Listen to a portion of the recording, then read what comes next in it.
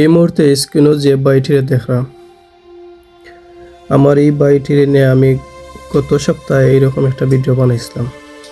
আপনারা হয়তো যারা দেখছেন বুঝতে পারবো, ভিডিওটা প্রায় 10 মিনিটের একটা ভিডিও বিস্তারিত আলোচনা করছিলাম। তো শুরুতেই আমার এই ভাইয়ের রুহের মাগফিরাত কামনা করে।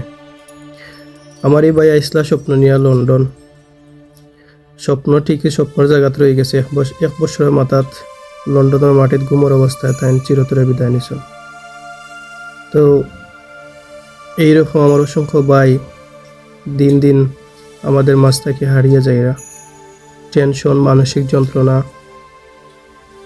বিভিন্ন কারণবশত তারা মানসিকভাবে জর্জরিত হইয়া হার্ট অ্যাটাক, স্ট্রোক, কেউ সুইসাইডও করা।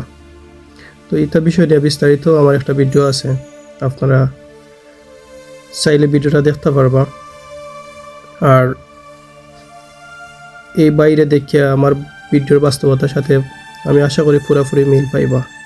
কারণ আমি যা কিছু বলার চেষ্টা করি অন্তত কিছু বাস্তবতা জেনে এবং বাস্তবতা জানিয়েও বলার চেষ্টা করে। তো বাইর লাগে দোয়া করে।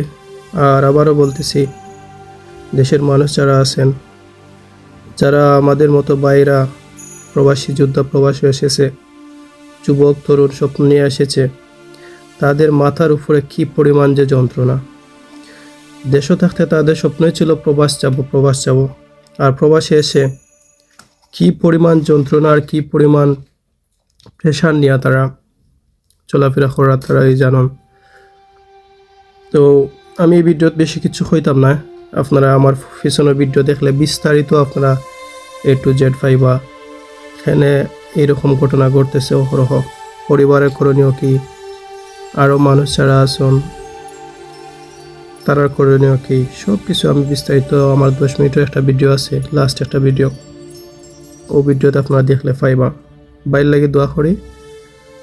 আর পরিবারের যারা আছেন তারা যাতে ধৈর্য ধরতে পারেন। সব স্বপ্নের জায়গা তো রয়ে গেছে। 1 বছর হয়েছে লন্ডন আইসন, 1 বছরের মাথার তাই পৃথিবীর মায়া ত্যাগ করে পেছেন ঘুমন্ত অবস্থায়। সবাই ভালো থাকেন, সবাই সবার জন্য দোয়া করবেন, এটাই কামনা। আর এইরকম আমার প্রবাসী ভাইয়েরা যারা সহযোদ্ধা যারা আছেন, সবাইকে যাতে আল্লাহ ভালো রাখেন, সুস্থ রাখেন, সবাই যাতে নির্বিঘ্নে জীবন কাটাতে পারেন এবং তাদের স্বপ্ন বাস্তবায়ন করতে পারেন, এই কামনা করি।